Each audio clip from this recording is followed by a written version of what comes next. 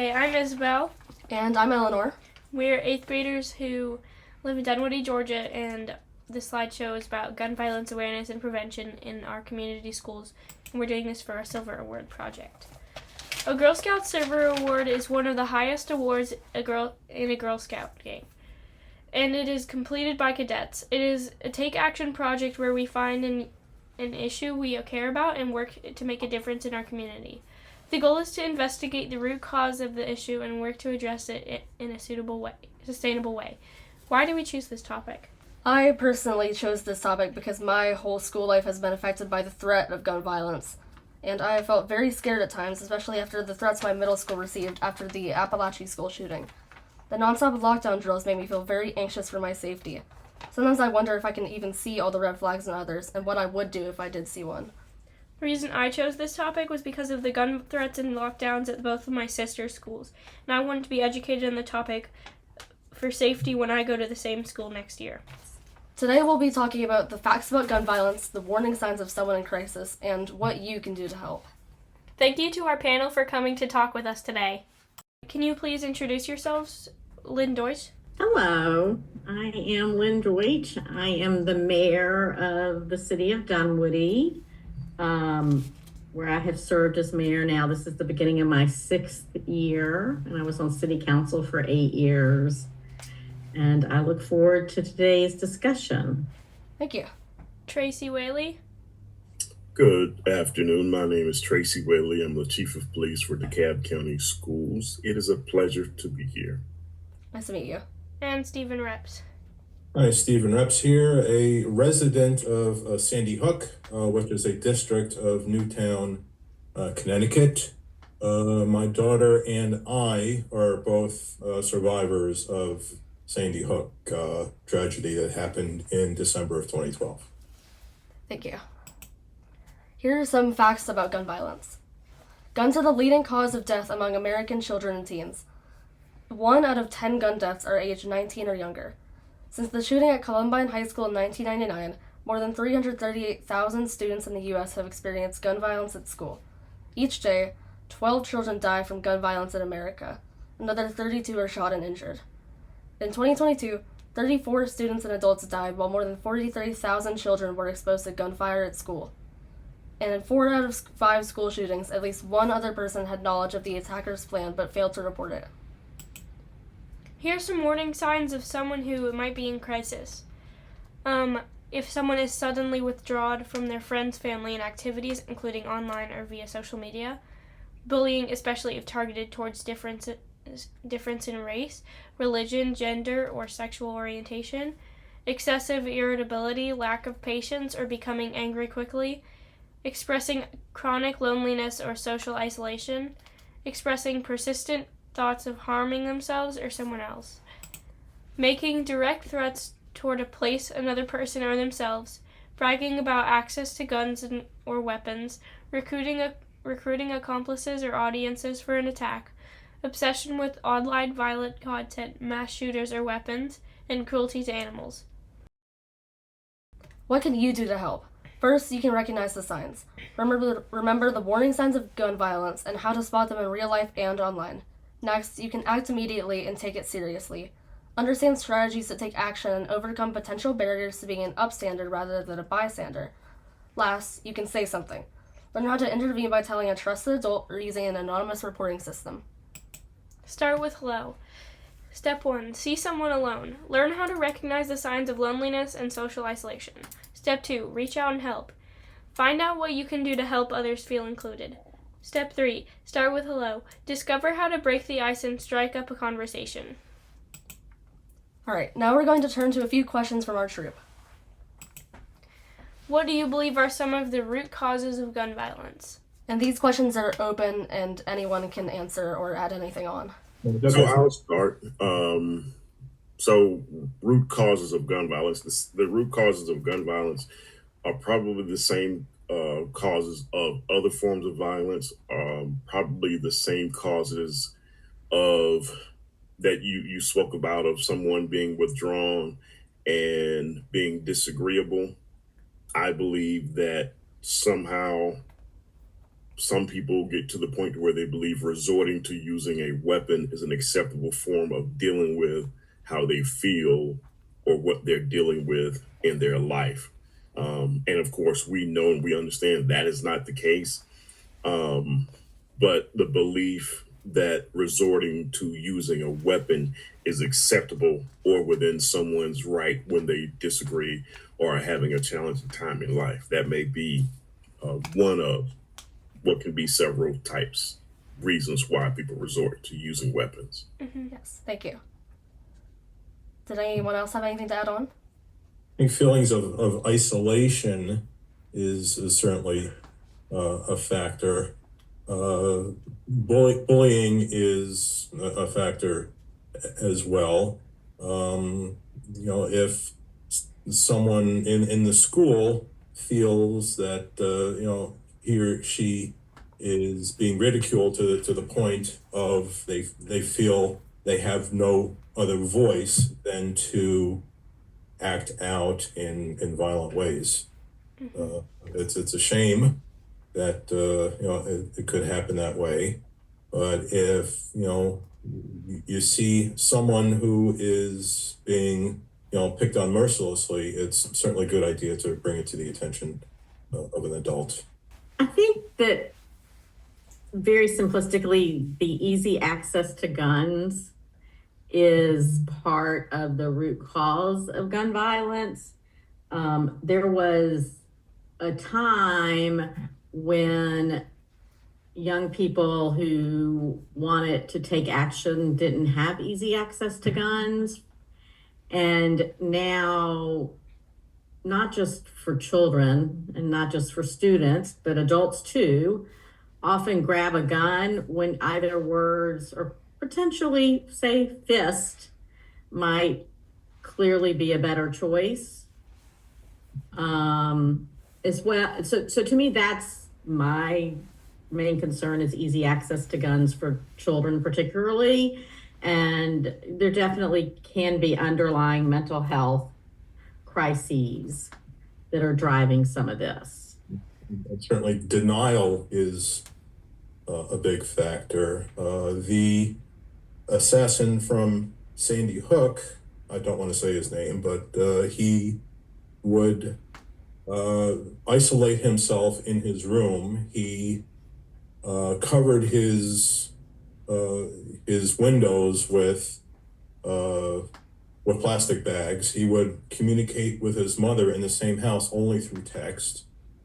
And she actually purchased him a .380 automatic for Christmas. And that's something that really is unacceptable. And I mean, she absolutely should have seen the warning signs and done something about it. Can you share with us what is being done currently to prevent gun violence in our local schools? Okay, I will definitely take that one. Of course, my job is everything safety and security for Dekalb schools. I'm the person who is tasked with running the department, who we employ hundreds of security officers. We employ school resource officers who are assigned to each high school and each middle school. We even have school resource officers who work evening and night shifts as well. We now knew this year we have security officers in each of our elementary schools. So what we're doing on the school level is we have people in place, the aforementioned school resource officers and security officers that we have in schools. We also have what we call Evolve weapons detection machines at the high schools and the middle schools, which is where data tells us where we have the majority of incidents where someone is more prone to bring a weapon. In addition to that, we have our school safety plans, and our school safety plans not only tell us how to respond in the event of an emergency, but it tells us what things must be in place as far as exterior doors being closed and locked and other processes and things like that, so that the staff know exactly what should happen on a day-to-day basis to keep what's outside of the schools outside, so that the students who are in the school are safe. So our processes and procedures, what I call our products, like our Evolve security machine, and one that I really love is our Centegix emergency button system. We have a system which is Centegix that each staff member, everybody in the building, if there's an emergency, can hit. If there's a medical emergency or even a behavioral emergency, as well as it would also signal a what we call a code red or an intruder alert and lock down the entire building. And then those teachers and the students know what to do in that event. So we have all our processes, our procedures, our products in place, as well as our people are trained in our safety plans and they know exactly what to do. So we've got multi-tiered layers of things in place to keep the schools safe. So, but what I can say in addition to that is we've got amazing students such as yourself who are willing to report and tell us if something seems out of sort. So there are many things and many people in place, and we on a daily basis are diligent to make sure that everything is in place to make sure that you all are safe. Our plans are very intricate, and what we don't do publicly is share some of the details of our plans. And that's because, everyone doesn't have to know. Yes. I'm telling you that our staff, especially my security staff, we all know what those procedures are. And the objective is to keep schools safe so that we don't have to respond to emergencies. What have we learned about the people committing these shootings? I think we've learned that there can be commonalities. I think there's different kinds of school shootings, and I think Chief Whaley, he could probably speak more to it. But in a lot of cases, the shooters are isolated. The parents may not be aware. Lately, there has been a really uncomfortable, to me anyway, trend of the parents having provided the weapons. It's mind-blowing to me as someone who believes passionately in the Second Amendment, but also believes that the founders of this country would have expected a lot of responsible parenting, that people will see a child who is struggling and decide that the way to help them is to give them a gun, to encourage that as a hobby. I think that isolationism is a big one. And I think that probably feeling like there's no other solution, potentially, I don't know, because again, there's all kinds of school shootings. There's not really one. Every school shooting doesn't fit neatly into a single category. Every act of violence at a school doesn't fit neatly into a single category. So that's I think it's hard to say that there's any one solution because there's not one kind of person doing this. So if I may also, first of all, I want to say to Mr. Reps, thank you for being willing to share and being willing to open up and to help others as a person who has survived, and you and your daughter as well. I'm thankful to you for that, and for the trauma that you experienced and that you still have to overcome every day. Thank you. You made a great point. Thank you. You made a great point of not mentioning the person's name because we don't mention their names. But what we've learned about people committing the shootings, Mr. Reps made a great point, and Mayor Deutsch, again, that they're getting the weapons sometimes from parents. Weapons are tools to be used in the right circumstances, but to be supervised. I own weapons myself, more than one, and I have 2 different safes in my home, and each weapon is secure, as well as my sons who are grown now.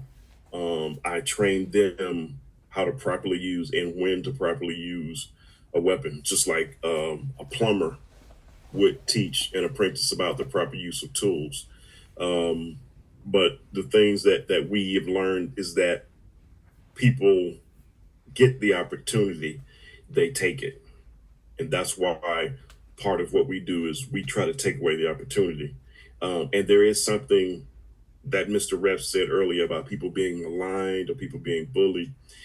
In addition to what I spoke of earlier, the school system has a very robust student services department that not only includes counselors and social workers, but an extensive list of resources that not only students have access to if the need arises, but their entire families as well. So our social workers, our counselors, and our entire student services department are there. And we've learned that people need help, but they don't ask or don't know who to ask. Mr. Epps, how did the gun violence incident in Sandy Hook affect the school district and attendance in the aftermath? Sure. Well, there was, of course, a profound impact on the school district, the community, and the school attendance in the aftermath. The school was closed permanently after the tragedy, and the students were relocated to the Chalk Hill School in the neighboring town of Monroe. Counseling and mental health services were provided for the students, for the staff, and the families. And the attendance did drop temporarily as families coped with the trauma. And some parents were hesitant to send their kids back to the school. Some families moved away due to emotional distress, and others transferred their children to different schools within the district.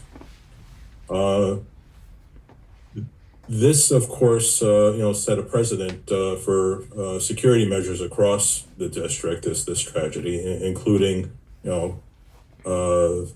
locking the doors, additional security cameras, more visible police presence to reassure the families that the schools were safe. Increased mental health was provided for the students and staff well after the trauma, for a couple of years after. A brand new school, of course, was built and opened in 2016 with very advanced security features and maintaining a very welcoming atmosphere. As a matter of fact, I was on the council to help build the new school. It was quite an honor to be on the council. And many families and educators became advocates for gun violence and prevention and to promote school safety reforms. When the threats of additional school shootings in Georgia after the Appalachia incident were made, what was your involvement in the response to the community? So I'll start with that one. September 4th is when the Appalachia school shooting occurred. And over the next week and a half, we were inundated, not just our school system, every school system in the state was inundated with additional threats. Some people call those threats hoaxes. But what we did, and the other school systems in the metro area, because we all communicated, we all investigated each threat that came. Many were over different social media platforms. We investigated each threat. And I hate to speak like this, but it's just the truth. My police department, we made 18 arrests associated with people who made threats. Not that they had the ability to carry out the threat, not that they even had the intention of carrying out a threat, but they posted or reposted something intentionally to cause panic.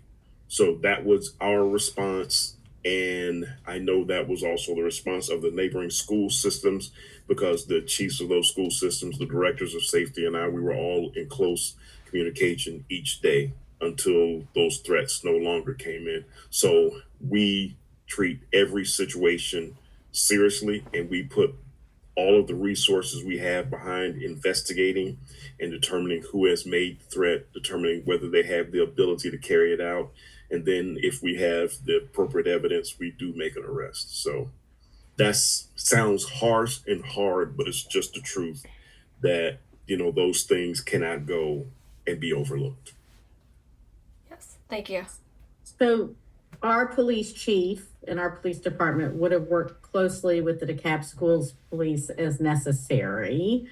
I was thrilled, it's probably not the right word, but I was very relieved to see the school systems act in a uniform manner to say, we are not taking this. And if you make these threats, you may think it's funny. In fact, I think the chief was quoted as one of the younger people they arrested said they thought it was funny. It's not funny, and there needs to be consequences. Their goal may have just been to get out of school that day. And they may not have had the ability, but it is unsettling. It sucks up a lot of resources, and it contributes to an environment that already is fragile, is feeling less safe. And we have to teach kids in this new world with social media that you are responsible for what you say, and there are consequences. And I suspect that message got out pretty strongly. And it certainly got out to the public, which helps the parents. Mr. Reps, how has the Sandy Hook shooting impacted your family, and how are you and your family doing? What is life like for your daughter now? Well, she was, at the time, in first grade, she was, her first grade class was the only first grade class that was not directly impacted at Sandy Hook School. She still talks about it. She did lose her best friend. She talks about it sometimes more in a nostalgic way of her friends that she lost, not so much as dread or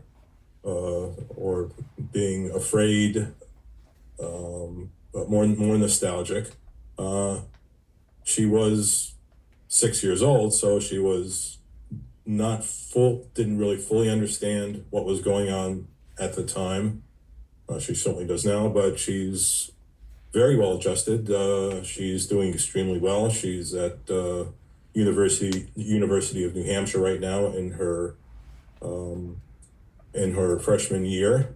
The graduation last spring was certainly very bittersweet, because that was the class in which the children affected would have graduated. So the school district handled it beautifully. Their names were read at graduation, and it was really, they did a really lovely job with handling that, those kids who would have graduated if they didn't, if they weren't affected by it. The community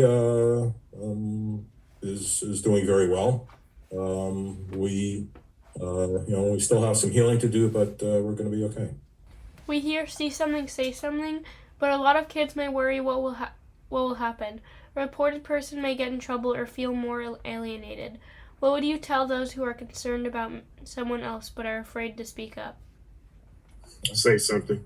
You don't have to think through it. You don't have to wonder about this or that. There's teams of people who are there to help. If you say something, it's going to help that person, and it's going to help everyone else. So without hesitation, anytime, if there's the least little thought that there may be something wrong or a person may not be well, say something, and then the professionals will start to work to help make the situation better. It's always the right thing to do. Right. So very good. So you don't have to be 100% sure. It's okay if you're not completely certain that something is wrong. Like Officer Whaley and Mayor Deutsch. I mean, you're you're the experts at this kind of thing. It's the kids don't have to know that there's something wrong.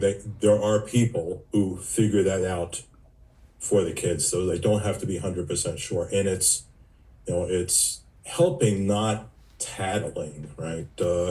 Reporting a concern isn't about getting someone in trouble. It's about protecting people. All right, now for some gun violence and crisis hotlines. First, 1-800-985-5990, which is an emotional support hotline for victims of gun violence. Next, 988, which is a direct national 3-digit line that connects individuals with suicide prevention and mental health crisis resources. Next, 800-799-7233, which is the National Domestic Violence Hotline. And lastly, 741-741, which is a crisis text line where you can text home to connect with a volunteer crisis counselor. The information in this presentation comes from the Sandy Hook Promise website and programs. Learn more at sandyhookpromise.org. Thank you so much for watching!